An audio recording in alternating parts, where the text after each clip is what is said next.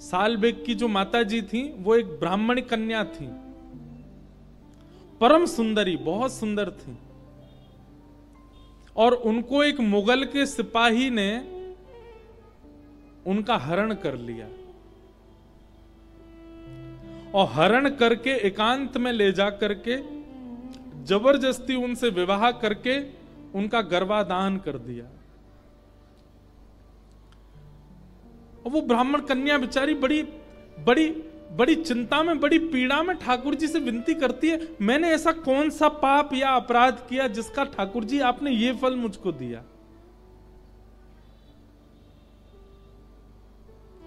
अपने प्राणों को त्यागने के लिए समुद्र में डूबने के लिए जा रही थी वो कन्या, गर्भ में कुछ दिनों का बालक भी है, लेकिन तभी मन में विचार करती है, मैंने जन्म लिया, बड़ी हुई, एक व्यक्ति ने अपहरण कर लिया, गर्भ में बालक विराजमान हो गया, क्या इसी के लिए मेरा जन्म हुआ था?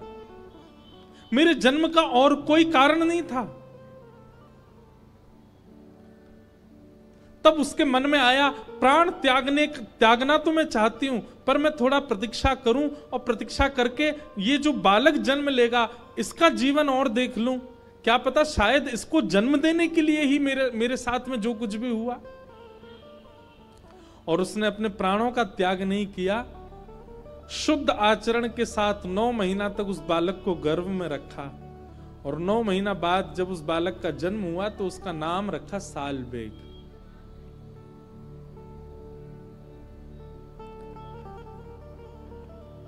और बचपन से ही मां ने उस बालक को महाप्रभु श्री जगन्नाथ जी के प्रति अत्यंत प्रेम सिखाया। जबकि जीवन में इतना कुछ देख चुकी थी मां, लेकिन फिर भी कभी भगवान की शिकायत नहीं की। भगवान का अद्भुत प्रेम ही स्थापित किया अपने बालक के चित्त में। और एक दिन की बात, 6-7 वर्ष की आयु थी सालबेग की। गांव के सब लोग रथ में बैठ बैठ करके जा रहे थे, बैलगाड़ियों में बैठ बैठ करके जा रहे थे। सालबेग ने पूछा अपनी मां से, ये सब लोग कहां जा रहे हैं? मां ने बताया, जिन जगन्नाथ जी की तुम कथा सुनते हो वो आज रथ में विराजमान हो रहे हैं, रथ यात्रा हो रही है, ये सब उसी का दर्शन करने जा रहे हैं। सालबेग ने कहा, मां मैंने आज तक जगन्नाथ जी को नहीं देखा, मैं भी जाऊं?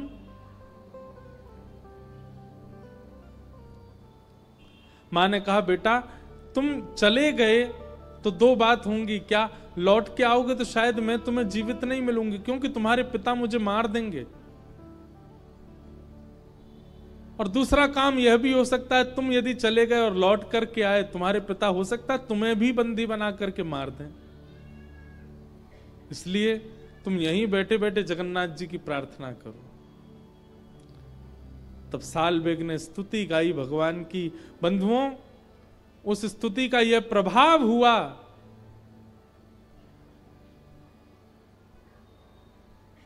अब है तो ये उड़िया भाषा की स्तुति, पता नहीं क्यों आज मेरे मन में ये भाव आ गया। मैं अधिकतर ये कथा या तो जगन्नाथ जी का कोई प्रसंग हो या उड़ीसा में हो तो ही सुनाता हूं, पर ये उत्तर प्रदेश बिसौली में याद क्यों आया ये नहीं पता। सालबेग स्तुति गाता है अपनी छत पर खड़े होकर के। जगन्नाथ जी कोसों दूर रथ यात्रा कर रहे हैं।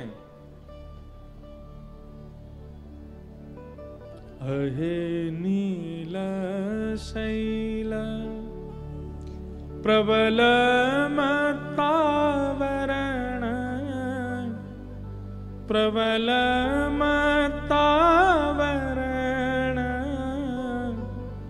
मुआरत नलनी बनकु कर दनन अहे नीला शैला।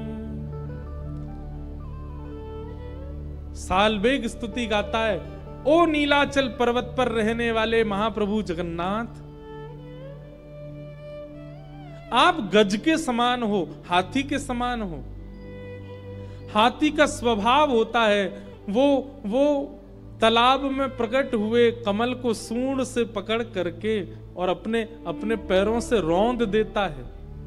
हे नाथ, मेरे चित्त रूपी तालाब में जितने आर्त रूपी कमल प्रकट हुए हैं, आप भी उन सबको पकड़ करके रौंद दीजिए ना।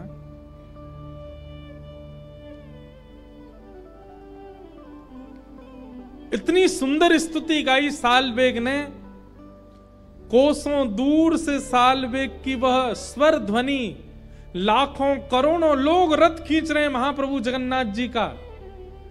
बलभद्र जी का रथ चल रहा है, सुभद्रा जी का रथ चल रहा है, लेकिन जैसे ही जगन्नाथ जी का रथ खींचने लगे, चलते चलते रथ अपने आप रुक गया। लाखों लोगों ने खूब जोर लगा लिया, लेकिन जगन्नाथ प्रभु का रथ आगे बढ़ा नहीं। सब लोग चिंतित हो गए, क्या बात है, महाप्रभु जी का रथ आगे क्यों नहीं बढ़ रहा है। पुजारियों ने, पंडाओं ने, सब ने जाकर के प्रार्थना की, हे महाप्रभु जी, हमसे कोई अपराध बना, आपका रथ क्यों नहीं चल रहा है। तब महाप्रभु जी ने वहां के दैतापति राजा को स्वप्न में कहा, मेरा रथ तब तक आगे नहीं बढ़ेगा जब तक कोसों दूर अपनी छत पर खड़े हुए मेरी स्तुति गा रहा सालवेग यहां नहीं आएगा। सालवेग को यहां लेकर के आओ, तभी मेरा रथ आगे बढ़ेगा। उसका पिता बहुत क्रूर है, उसकी क्रूरता के कारण वो नहीं आ पा रहा है, तुम सब व्यवस्था करो, सालवेग को लेकर के आओ। जब तक सालवेग नहीं आएगा मेरा रथ नहीं बढ़ेगा आगे। राजा ने सैनिक भेजे, पालकी भेजी और सालवेग को गाजे बाजे के साथ नाचते हुए लेकर के आए। जैसे ही सालवेग ने महाप्रभु जगन्नाथ जी के सामने पहुंचा है और पहली बार महाप्रभु जगन्नाथ जी का दर्शन किया, जगन्नाथ जी ने सालवेग का दर्शन किया, बिना किसी के खींचे ही महाप्रभु जगन्नाथ जी का रथ अपने आप आगे बढ़ने लगा सालवेग के लिए।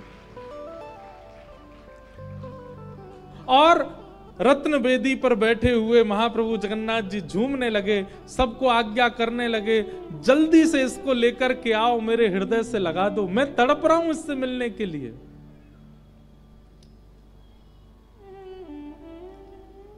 सालवेग छोटा सा बालक पहली बार आज जब महाप्रभु जगन्नाथ जी का दर्शन करते हैं, दर्शन करते करते नेत्रों से अश्रुपात होने लगे। पंडा पुजारियों ने कहा, तुम ही एकमात्र सालवेग इतने अधिकारी हो, पंडा पुजारियों के अलावा कोई रथ पर नहीं चढ़ सकता, लेकिन महाप्रभु जी ने तुमको बुलाया है, जल्दी दंडवत प्रणाम करो। सालवेग ने जैसे ही दंडवत किया, बहुत देर हो गई, सालवेग उठे नहीं। जब पुजारियों ने सालवेग बालक को उठाया, अपने प्राण त्याग चुके थे। महाप्रभु जगन्नाथ जी को प्रणाम करते करते प्राण त्याग दिए सालवेग। उस दिन जगन्नाथपुरी में रथ यात्रा में ऐसा कोई नहीं था जिसके नेत्रों में आंसू नहीं थे। आज भी जगन्नाथ भगवान जब रथ यात्रा करते हैं तो रथ यात्रा में बीच में सालवेग की समाधि पड़ती है, वहां आज भी महाप्रभु जगन्नाथ जी का रथ रुकता है। और ऐसा कहते हैं कि महाप्रभु जगन्नाथ जी सालवेग को याद करके विरह करते हैं, थोड़ा विलाप करते हैं अपने अपने सखा अपने अपने अपने भक्त सालवेग को याद करके। बंधु, इसे कहते हैं भक्ति, इसे कहते हैं प्रेम भक्ति। हम आप जो कर रहे हैं ना, सब नाटक है, सब आडंबर है, इसीलिए ठाकुर जी मिल नहीं रहे हमको। सालवेग की मां के साथ क्या नहीं हुआ, सब कुछ हुआ, लेकिन फिर भी महाप्रभु जी के प्रति विश्वास नहीं डगमगाया, और उसी का परिणाम कि सालवेग जैसा भक्त महाप्रभु जी के चरणों को प्राप्त हो गया।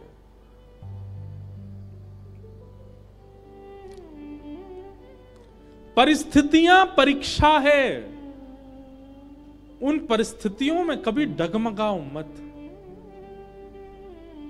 ठाकुर जी का सदा स्मरण करो, ठाकुर जी का सदा भाव रखो, चाहे जो हो जाए जीवन में, पर आपकी भक्ति कभी विचलित ना हो।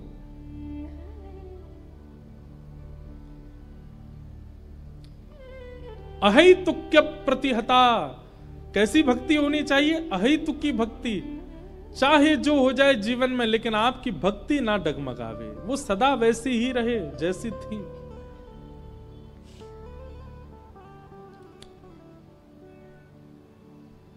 अहितु की भक्ति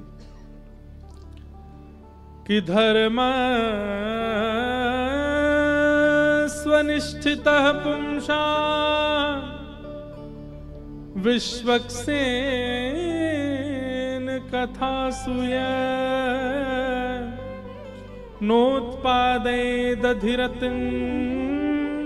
श्रम एव हि केवलम्। धर्मस्वनिष्ठितः पुंसाम विश्वक्सेन कथा सूय। एक बहुत जानने योग्य बात है। कथा में रति होना, कथा में मन लगना, यह इस बात का प्रमाण है कि ठाकुर जी आपसे प्रसन्न हैं। कहीं ना कहीं कथा में मन ना लगना, कथा में विचलित होना, कथा से मन उठना, यह इस बात का प्रमाण है कि ठाकुर जी आपसे अप्रसन्न हैं। कभी आप सत्संग सुनते हैं, लोग आजकल फोन बहुत चलाते, रील देखते रहते हैं उस पर। कई लोग तो कथा में भी देखते रहते हैं, कथा में ही चलता रहता फोन। लेकिन कथा के उपरांत भी आप जब देखते रहते हो, देखते देखते अचानक सत्संग की कोई बात आ जाए और आप उसको दोबारा देखने लग जाओ, तो यह बात समझ जाना ठाकुर जी आपसे प्रसन्न हैं, क्योंकि सत्संगी चर्चा में आपकी रुचि होती है। पर जैसे कोई सत्संग की सुधार करने वाली वैष्णव संत जनों की चर्चा आती है तो उसको और जल्दी जल्दी ऊपर कर देते हैं, ये तो सुनना ही नहीं है। समझो ठाकुर जी अप्रसन्न है आपसे। हम अपनी कथा की नहीं कह रहे हैं, बिसौली, बदायूं, झानी, आसपास कहीं भी कथा होती है और आपका मन होता है एक दिन ही सही हम जाएंगे जरूर, अपनी हाजिरी लगा के आनी है, ये इस बात का प्रमाण है कि ठाकुर जी आपसे प्रसन्न है। इसीलिए कथा में रुचि बढ़ रही है। सत्संग में रुचि होना, कथा में रुचि होना, वैष्णव जनों की वाणी में आनंद आना, यह भगवत प्रसन्नता का प्रतीक है। और बार बार घड़ी देखना, अभी तो 4 ही बजे यार, अभी तो 1-1.5 घंटा और सुनाएंगे। ऐसी स्थिति यदि है, समझो ठाकुर जी अप्रसन्न हैं। और अचानक से व्यासपीठ से कहा जाए अब आगे कथा कल सुनाएंगे, तुरंत आपकी घड़ी, अरे इतनी जल्दी 5 बज गए, तो समझ जाओ ठाकुर जी प्रसन्न हैं। क्यों? कथा में आपकी रति। बात मैं नहीं कहता, भागवत जी में श्री सूत जी महाराज कहते हैं, धर्मस्वनिष्ठितः पुंसाम विश्वक्सेन कथा सूयः नोत्पादयेदधिरतिं श्रम एव हि केवलम्। श्रम एव हि केवलम्। इस प्रकार सूत जी महाराज प्रवचन कर रहे हैं। तभी सूत जी महाराज ने भगवान के अवतारों का वर्णन किया और फिर वर्णन किया कि भागवत ग्रंथ किस कारण से लिखा गया। श्रीमद् भागवत जी को लिखने के पीछे कारण क्या है वेद व्यास जी का, यह भाव बताया गया। क्या भाव है? इदं भागवतं नाम पुराणं ब्रह्म संहितं उत्तम श्लोक चरितं चकार भगवान ऋषि। बहुत सावधानी से सुनिएगा, भागवत की रचना क्यों की गई, आज हम थोड़ा इसको विस्तार से बताएं, बहुत समय से नहीं बोला है।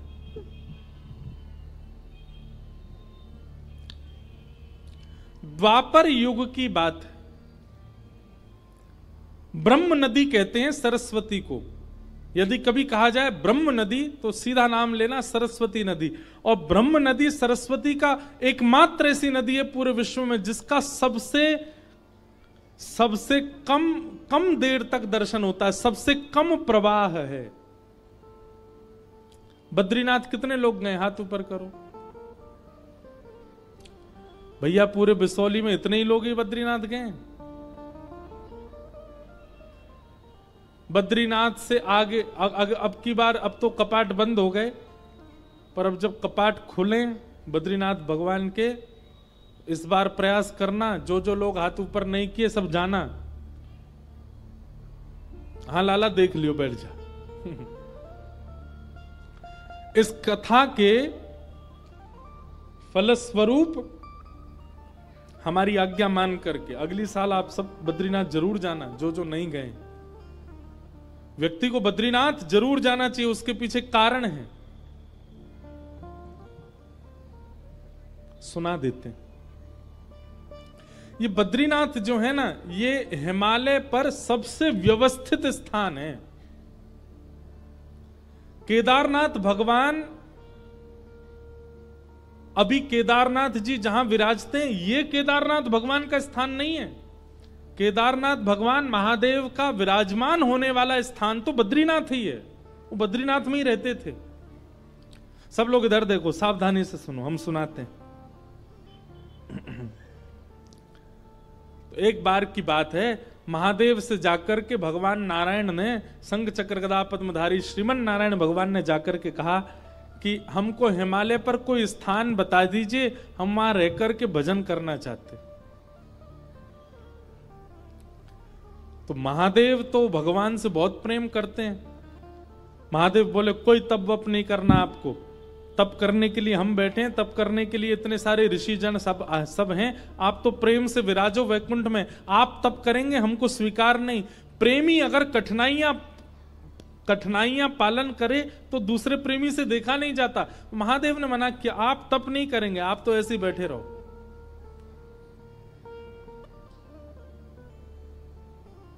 भगवान ने फिर कहा नहीं नहीं, हमको तप करना है, हमको तप के लिए स्थान दो। महादेव फिर बोले भैया आपको तप करने की क्या जरूरत है, आप भगवान हो साक्षात। महादेव ने कोई स्थान प्रदान नहीं किया, पूरा हिमालय महादेव का है, उनकी आज्ञा के बिना कैसे जाएं। भगवान ने बोला कि भाई ये राजी राजी हमको स्थान नहीं देंगे, उनकी गैर राजी में कोई और तरीका अपनाना पड़ेगा स्थान लेने के लिए। तो जहां अभी बद्रीनाथ भगवान बैठे हैं, यहां पर महादेव और पार्वती जी विराजते थे। और बद्रीनाथ जो है ना, ये देवताओं का पर्यटन स्थल है, यहां देवता घूमने आते हैं। वो बात बाद में ऐसी व्यवस्थित हो गई, 6 महीना मानव वहां घूमने जाते हैं, फिर 6 महीने के लिए अभी जब बंद हो जाते हैं तो देवता वहां निवास करते हैं। तो देवता वहां घूमने के लिए आते हैं, पर्यटन के लिए आते हैं।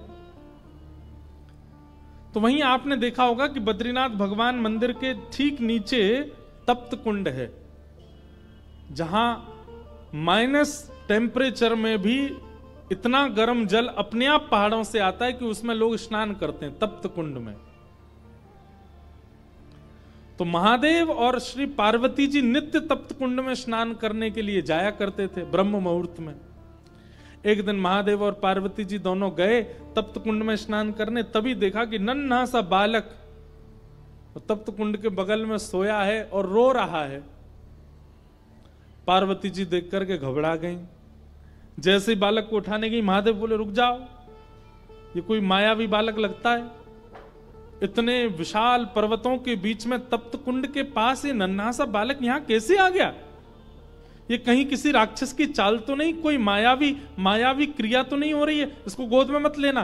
परंतु पार्वती जो इतनी करुणा है, इतनी दया है उनके चित्त में, वो बोली आप तो ऐसे ही सोचते रहते हो, अरे नन्हा सा बालक, इतना ठंड पड़ रही है, रो रहा है और आप कह रहे हैं गोद में नहीं उठाऊं। तुरंत पार्वती जी ने गोद में उठा लिया, कंबल में लपेट लिया, बालक को हृदय से लगाया। अरे इतनी रात्रि, इतना ठंड पड़ रही है और ये बालक ऐसे उघारा सा बैठा है। महादेव बोले हमको समझ नहीं आ रहा है, लग रहा है कोई तो गड़बड़ी है।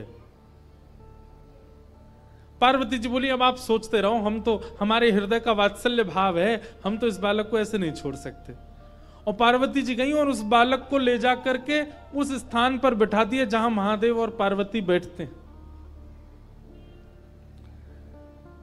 महादेव बोले जल्दी करो, स्नान का समय हो गया है, ब्रह्म मुहूर्त का काल है, हमको और भी नित्य कर्म करने, जल्दी चलो स्नान करके अपना निवृत्त हो। पार्वती जी बोली ये बालक अकेले छोड़ के जाएंगे, रोएगा,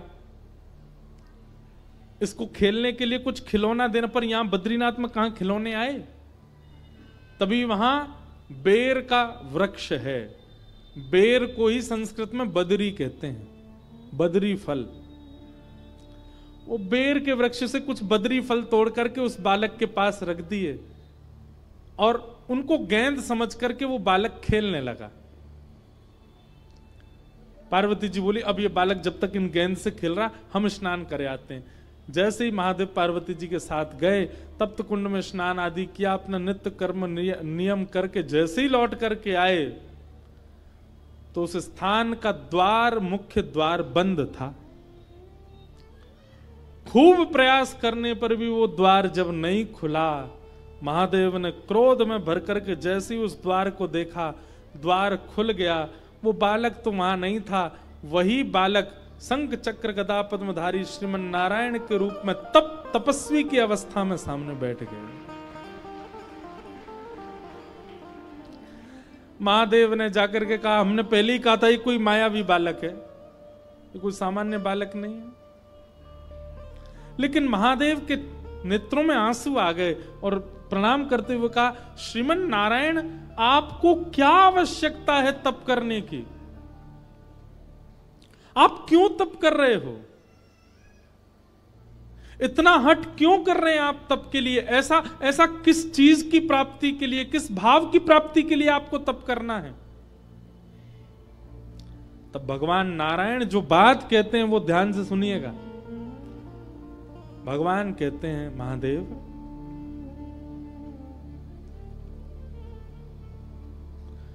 कर्म की पत्नी का नाम है तपस्या। आप लोग सारे शास्त्र उठा करके देख लीजिए, कलयुग से पहले जितने भी युग हैं, उन युगों में चाहे दैत्य हो, चाहे ऋषि हो, चाहे महापुरुष हो, चाहे मानव हो, तप सबने किया। रावण भी तपस्या करने गया था, हिरण्यकश्यप भी तपस्या करने गया था, हिरण्याक्ष भी तप करने गया था, कंस भी तपस्या करने गया था। इसका मतलब क्या है? अन्य युगों में आप कितने भी कर्म कर लो, जब तक आप तप नहीं करोगे आपको कर्म का फल नहीं मिलेगा, क्योंकि कर्म की पत्नी का नाम है तपस्या। बिना तप किए कर्म फल नहीं देता। और कलयुग में लोगों पर इतना समय नहीं है कि वो तपस्या करें, वो तप कर पावे। इसलिए श्रीमन नारायण भगवान कहते हैं, कलिकाल में जन्म लेने वाले हर मानव के नाम का संकल्प लेकर के मैं ही तपस्या में बैठा हूं, मैं तपस्या कर रहा हूं। मेरा, आपका, हम सब का नाम लेकर के श्री बद्रीनाथ भगवान ही तपस्या में बैठे।